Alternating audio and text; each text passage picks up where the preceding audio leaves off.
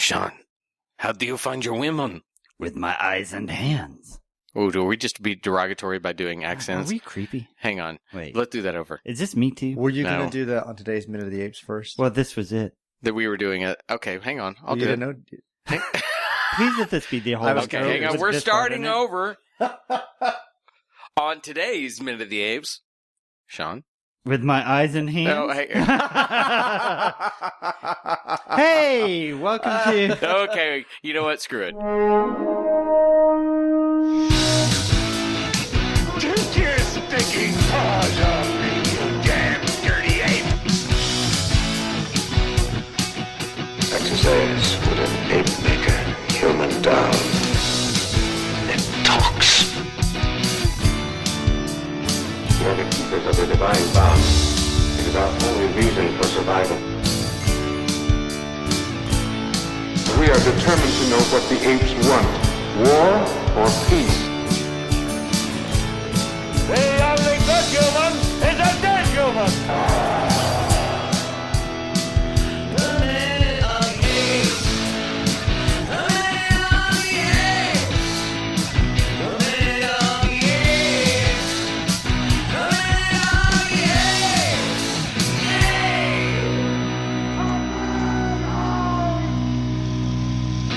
Hello and welcome to Minute of the Apes, the daily podcast where we break down every minute of the Planet of the Apes movies, 1 minute at a time. I'm Todd.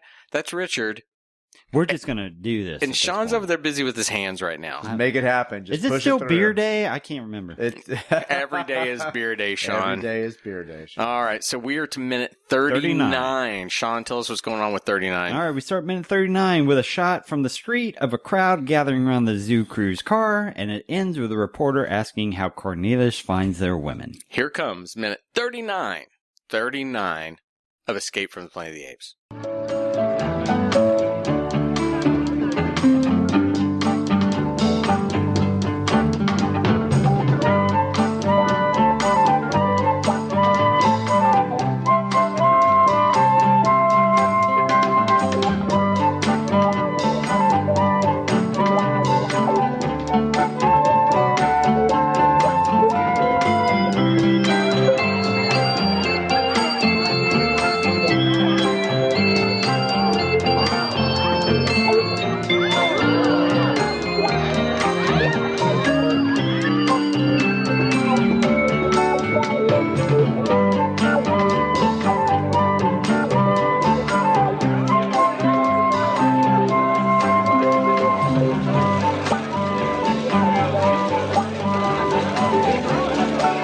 Dr. Cornelius, tell me, how do you find our women?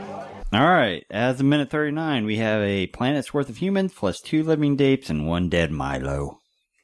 Ooh, one dead Milo. One dead Milo. That's something suddenly more depressing than 1 dead ape, but 1 dead Milo. When you make it personal, when you name the tragedy. All right, can we just be honest? It's been a while since I've done this, but this is 24 seconds of looking at dresses. Half of this minute almost is just dress looking. Okay, but this also goes into why this is, and I need to go find exactly when the moment occurs in Did I Pretty say Woman. minutes or seconds? I meant 24 seconds. We knew what you meant. In Pretty Woman, when she's sent out to get redressed because he wants her to appear once again, he wants her to assimilate into what's acceptable. He sends her out, and this is the same kind of thing. I wonder if it happens at that same 30-ish minute mark when it's sent out, because these moments are no different. Yes, they're shot with one shot, continuous action going through. But I swear to you, this is literally when I saw Zara sitting here watching people. That was really when I went, oh my God, it's Pretty Woman meets Planet of the Apes. Well, but I mean, Pretty Woman maybe took a cue from Planet of the Apes. And Oh, yeah, absolutely. Now, it was very much the precursor to, but it's in the same idea of let's send somebody out. Let's have them. Why would this be fun for Zara? If you're getting fair with it, why would she even give a shit? I'm just imagining now, literally, Pretty Woman Zero. She comes back later and goes, "See that dress? You should have given it to me in drab green. Big mistake. Big mistake." And then just walks off with all these bananas and stuff. So just a note about the location. I mean, he put it in the script. Dane says a fashion show at Giorgio for Zira and Stevie. So I don't know if you guys know this, but Giorgio Beverly Hills was established in 1961, and it was the first luxury boutique to be founded on Rodeo Drive. I did not I know that. did not know. Thank you for that. And I'm glad, you nailed that too, because I even had the note of this Giorgio. I did notice that the awnings of Carroll and Company and Giorgio are oddly the same. And it took me a couple of times of fast forwarding through it because we realize there are different businesses or different locations. Different locations because they're exactly the same with a striped look. The logos are different. One's green, one's yellow. And it's because of that, it's a very odd cut to go from where in the background of Cornelius mugging for Zira is the green Carroll & Co. And then we go to this yellow. It looks like you're in the same situation. They don't do enough to establish that you're in a different location. Yeah. And so I was like, what just happened? Then I realized, they're just going to different places. They have the same look. Yeah, it almost feels like the car never moves, that they're trading places, going into the same building, getting clothes made. Yeah, you would almost expect, the eras of 50s and 60s where it's the very stylized, almost musical type moment. In this montage, you would have throwing tons of packages in a trunk and people, and then signs going by that they've visited other places. But it's just a weird hard cut right to it. There's a really interesting note. Now I'm looking at the Giorgio Beverly Hills Wikipedia page, right? Mm-hmm. Because I was like, Giorgio. I was like, Giorgio Monti? Like, what exactly is Giorgio? How are they related? Yeah. And that was like coming across this entry saying it was, the first luxury boutique in Rodeo Drive, 1961, founded by Fred Heyman and George Grant, opened their women's fashion boutique in 1961 at 273 Rodeo Drive. So that was like the original one? Which was their very ordinary street. Okay. There were no other boutiques on that particular place. Gucci, Tiffany, and other stores established Rodeo Drive stores in the mid-70s. This is what was interesting, and this is to your point about Carroll & Company. The store used a signature yellow and white striped awning, which came to symbolize a Beverly Hills lifestyle. So that may have been common to see those in buildings, which is why, or stores. There you go.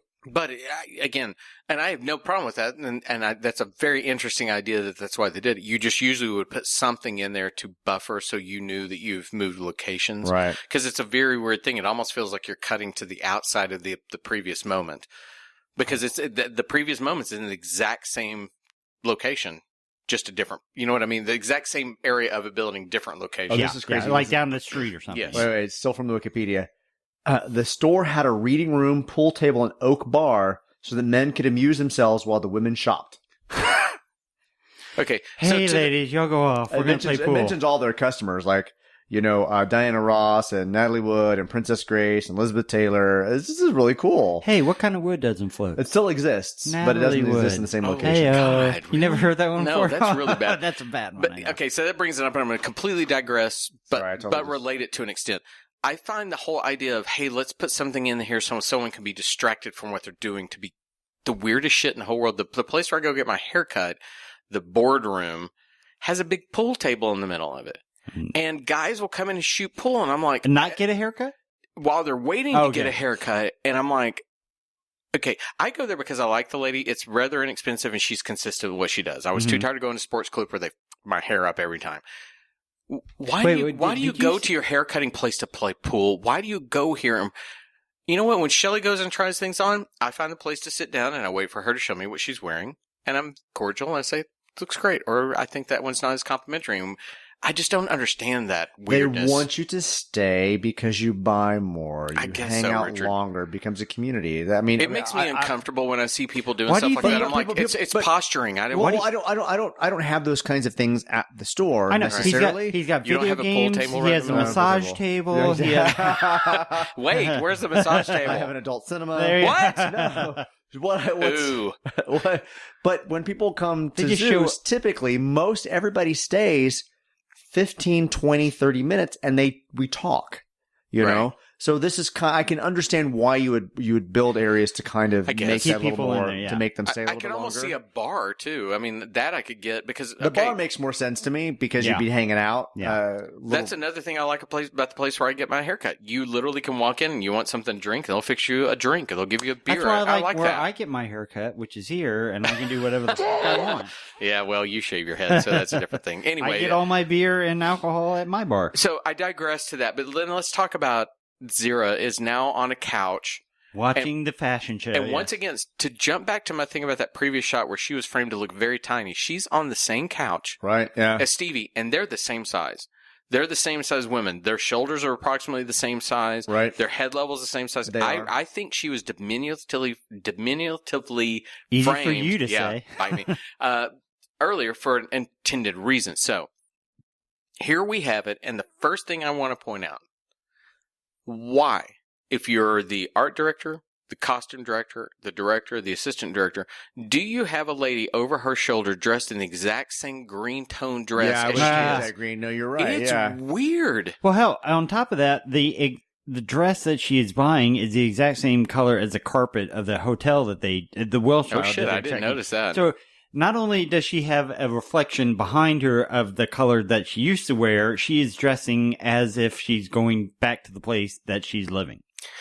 So you have the shopper that's with her, who's the woman in the green. Yes. And it's sashed around, and it comes down to about her elbows on one side. And it's drawn together very robish. Exactly. It's not super flattering, but it's the exact same color that Zira is. To your point, I didn't even realize how that's just kind of like it's a reiteration of it. I don't know who she is. She's hiding back there. I mean, usually you're going to now. They may have thought that was somehow fun to have that tonality similar, but usually you're going to do something to where those for a character standpoint. Now we're not ever going to confuse her because she's not wearing monkey makeup. Yeah. But it's just strange not to have her in a violet dress or just something that's not what a color we're associating with our ape character. If you watch movies and pay attention to that enough, if Sean and I are in a shot of movie, he and I both could be wearing white t-shirts. But Sean's would probably have red piping around the sleeves and collar or something, just so that even though we don't look similar, we're not the same height. Unless we're specifically supposed to be dressed similar. Exactly. Yeah. You're going to just do something because the eye needs that differential of what we see. So when I saw this, I kept thinking, why? And especially, you want to talk, again, you said it. That's an ugly dress. No, it's pretty hideous because everybody else is wearing something very form-fitting. Right. We see one woman walking off as a woman in blue kind of comes to the frame, and we get them both kind of looking at it, but it's not until the woman in blue walks off that the third fashion comes forward, and that's the one that Zira clearly likes. So that first blue one is very polyester, very form-fitting, but it's print, and actually, I kind of prefer it of the two dresses. I thought it was, but it was a little form-fitting, and they wouldn't have been able to put Zira into that costume, assuming she has normal chimp fur. Yeah. Compared to that abnormal chimp fur. She has patching problems with it. So Apopecia. What I find really interesting about Zira is Kim Hunter is doing a lot of really good facial expressions here, where she's working through the latex. She's squeezing her eyes. She's looking over at Stevie. She's actually raising her skull at some point to kind of make her hairline move.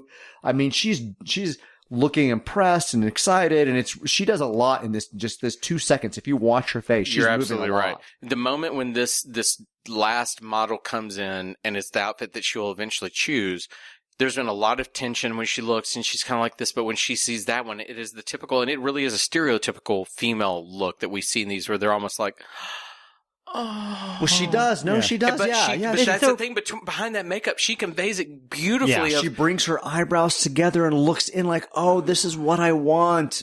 She does these really nice moments where she opens her mouth just a little bit to give that kind of gasp and pause and kind of, no, it's unfortunate we can't get a tight on her face because she's really working it on this one. And she works it so beautifully, and then she watches the model walk away to the point that she lifts herself up and turns herself around to watch them walk away before she turns to Stevie.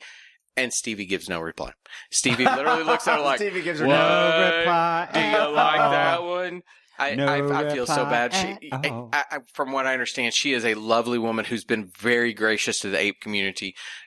I hate these moments of bad directing where it's like, well, what else do you want me to say? I hate to knock this woman, but on top of Zira, her acting through her makeup, Cornelius, when she comes out and shows off her outfit, he is emoting just as much through his makeup as well. Yeah. So let's cut to that. We're outside now, and she comes out in that outfit. The first thing I thought was the handsmaid, honestly, because it's a giant red cloak. So we don't see this cloak that she's got. We didn't see the cloak yet. It's a surprise. She's wearing this cloak that's a new element. It's a rather turquoise with some shocking pink On the inside, ties yeah. on the front. It's meant to be a little bit of a reveal because Cornelius sees her. Right. And what does she do? Like, she spins around the and cloak opens and then it. reveals the cloak. Let's be fair to Cornelius. Doesn't see her. He double takes her. He gets him a. Huh? Yeah. Oh, hey, honey. And Stevie is with 4 boxes of packages because Scrooge got several outfits.